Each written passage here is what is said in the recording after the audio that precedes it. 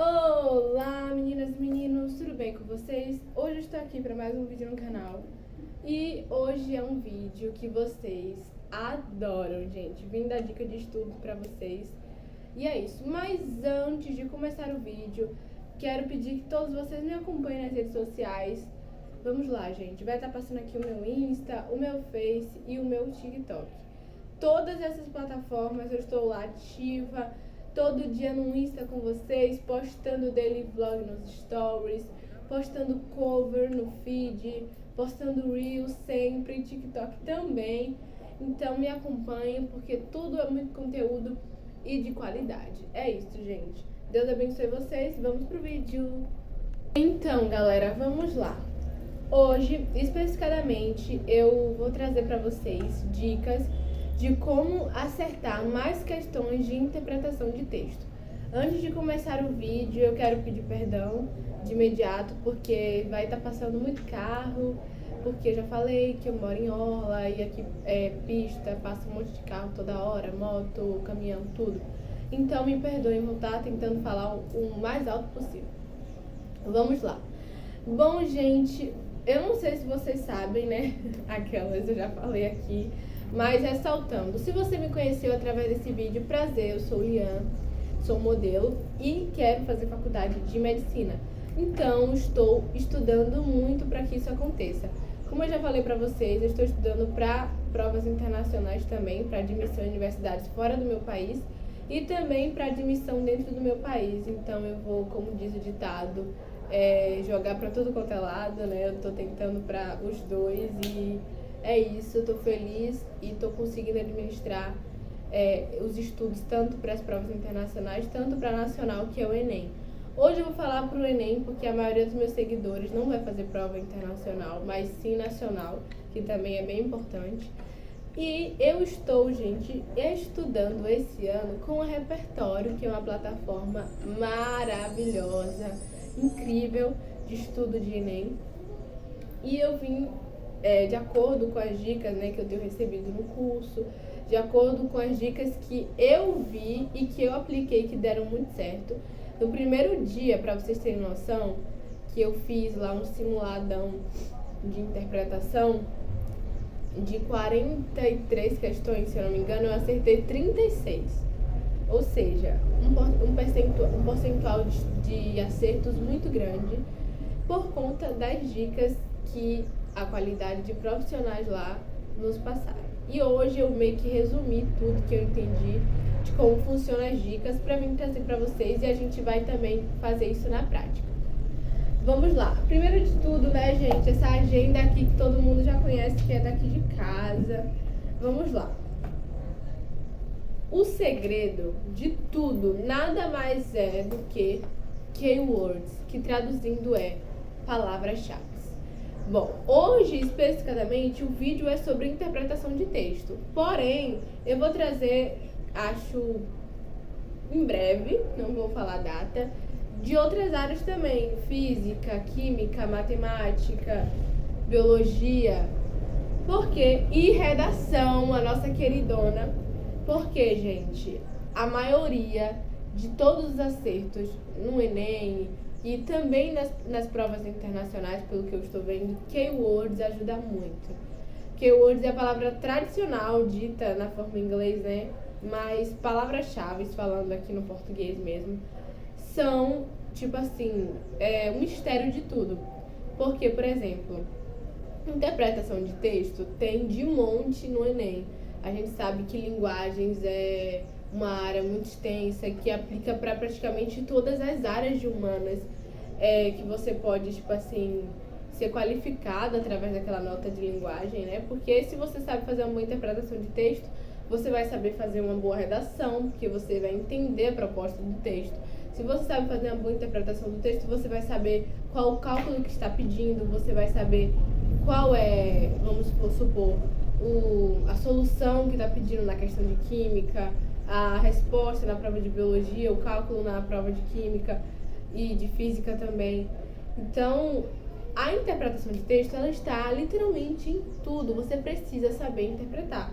E algo que eu quero trazer para vocês de curiosidade é que, assim, algumas pessoas confundem intertextualidade com contexto. Contexto, gente, geralmente é dado em relação a mais de uma coisa, se eu não me engano. Por conta de que, por exemplo, dentro do contexto, um exemplo, sempre vai ter algo para fazer correlação com aquilo. E a intertextualidade é a interpretação daquilo que já tem ali, tipo, do texto mesmo. Então, eu vim trazer dicas para vocês e vamos lá. A primeira que eu falei foi o quê? Keywords. Bom, sempre que você for fazer provas, simulados de interpretação de textos, sempre, sem sombra de dúvidas nenhuma, comece sempre lendo o comando da questão. Você já viu aquele ditado que fala, nem li? Pois é, eu tenho inclusive um amigo, gente, um colega, que ele usa isso, ele não lê o texto todo, porque geralmente sua mente vai estar cansada, e ele simplesmente acerta questões ótimas, por conta de quê? Dos chamados macetes, ou seja, economize seu tempo para fazer sua redação em paz, gente. O primeiro dia é linguagem e redação e humanas, você precisa estar com a cabeça bem leve, entendeu? Então você tem que aprender macete. É conteúdo, tem questões que são conteudistas, tem questões, mas a maioria é interpretação de texto. Então, vamos lá.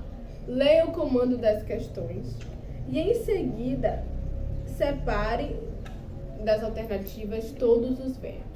Vamos lá. Qual é o comando da questão? Quando a gente lê o livro, não tem o livro não. Quando a gente lê o texto, não tem lá o enunciado, por exemplo, de acordo com o texto, ou se não tiver de acordo com o texto, que ainda vou chegar nessa parte, marque a alternativa que mostra qual foi a parte em que o autor tal. É o comando do texto, ele tá lhe dando que é para você achar na alternativa. Quando você for ler as 5 alternativas, geralmente vão ter, né, questões de interpretação de textos, comandos ligados ao verbo, tipo assim, sintetiza que tal, caracteriza que tal, engloba que tal, faz o uso de tal. O início de todas as respostas tem um verbo. Você vai circular todas essas palavras. E aí, depois que você vê todos esses verbos e já ter lido o que a questão quer de você, aí você vai ler o texto com a intenção de lembrar em cada parágrafo do texto das palavras que você grifou lá nas alternativas. Porque se, por exemplo, você está lendo um texto descritivo e ele está caracterizando alguma coisa, você já vê na alternativa que está escrito caracteriza o dia a dia da personagem tal, um exemplo. Você não vai precisar ler tudo aquilo e nem gastar a sua mente, gente. Vamos lá. E a gente tem que falar de eliminações aqui, né? Bora lá. Uma dica super importante que o repertório me passou e que eu levo pra toda a vida: exclua as impossibilidades. Tem coisa que você lê e você dá risada, tipo, literalmente isso não é. Literalmente não tem como essa ser a alternativa certa. Exclui, gente, exclui. A gente tem 5 alternativas. 3 não tem possibilidade de ser certa. É melhor ficar com a dúvida entre 2. Você lê o texto ou fragmentos novamente e tira a alternativa certa. Porque assim, eu tenho um exemplo muito grande disso, é que a maioria das vezes, quando eu erro uma questão, sempre são questões, tipo assim, fáceis e acerto muito questões médias, que estão intermédio entre fácil, difícil ou difícil também. Por exemplo, essa semana eu fiquei feliz que eu acertei em matemática e em história questões médias. Porque assim, palavras-chave existem também dentro do assunto. Por exemplo, em história, a palavra-chave para questões que falam de chegada dos portugueses no Brasil é a aculturação. Tudo que falar sobre a aculturação provavelmente vai estar certo, porque a aculturação foi o processo de impor a cultura dos portugueses, dos europeus sobre os índios. E geralmente a maioria das questões só vão tratar sobre isso, sobre catequizar os índios. Então é muito fácil, tipo assim, palavras-chave, por exemplo, para ditadura militar, voto cabestro, censura das mídias. Então são palavras que, se você ver na alternativa, pode marcar que vai estar certo. Então, eu, neste momento, diante de todas essas dicas que eu estou dando para vocês, faça um glossário de palavras-chave de todas as matérias do Enem. Aule o que é glossário. Glossário é a palavra palavra formal para um dicionário, só que um dicionário específico, não geral. Específico, tipo glossário. Tem glossários de cursos por área, né? De termologicamente falando, por exemplo, tem glossário de medicina, que são os termos que se usam na medicina, tem glossário da advocacia, que são termos que usam no direito, que são palavras ditas do própria área. Então você tem que pegar o seu caderno e fazer uma lista, um glossário de física, de matemática, de português, de linguagem, de tudo. Porque isso vai te ajudar, tipo, quando você vê a alternativa que tem a palavra-chave daquela matéria específica, daquele assunto específico, pronto, marca, não precisa ler, não precisa ficar estressado, afobado porque o texto é muito grande. Gente, tudo na vida se resolve com estratégias, a maioria das coisas, porque Deus nos dá estratégia e isso aqui também é coisa de Deus, porque vai ajudar vocês a acertarem o máximo de questões, eu acredito, e eu vou testar com vocês aqui hoje.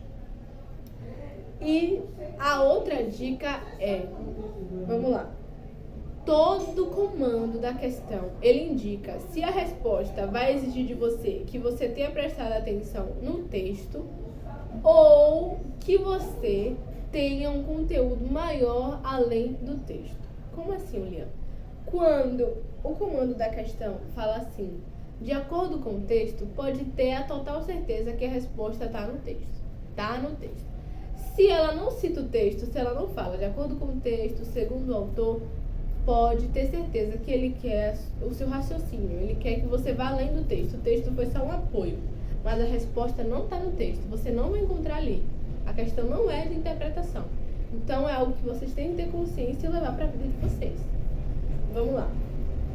Juntando tudo isso aqui, gente, que eu falei, as palavras-chave é o segredo, o comando da questão e em seguida separar os verbos das alternativas, ler o texto, lembrando das palavras-chave das alternativas, excluir o máximo de questões que puder e marcar a alternativa correta. Vocês estão vendo que tem uma cronologia, né? Então eu vou deixar bem listadinho aqui embaixo, aqui na descrição e também passando aqui para vocês testarem este método em casa. E aí agora a gente vai fazer isso ao vivo e a cores, gente, para mostrar para vocês.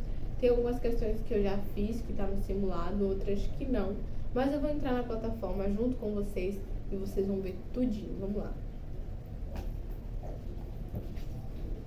Bom, gente, vamos começar. Aí eu estou aplicando o filtro, né? Coloquei língua portuguesa, Enem, e deixei na dificuldade fácil, só para vocês realmente terem a noção do que eu estou falando. E excluí as questões que eu tinha errado, porque não eram questões que se aplicavam à interpretação de texto. Então vamos lá.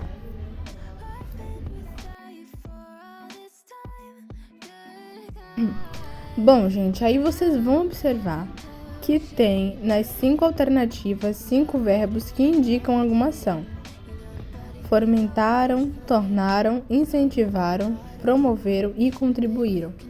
Quando vocês circulam, sublinham, grifam, tanto faz, vocês percebem que eles estão dando uma ideia geral do texto. Então, vocês leram um comando que é: o texto indica que as transformações nas experiências elucidativas são. No caso, o comando do texto está indicando que a resposta está no texto. Aí agora a gente vai ler o texto com ênfase nas palavras que a gente já viu que foram aqueles verbos. Anotem aqueles verbos e prestem atenção agora na leitura do texto.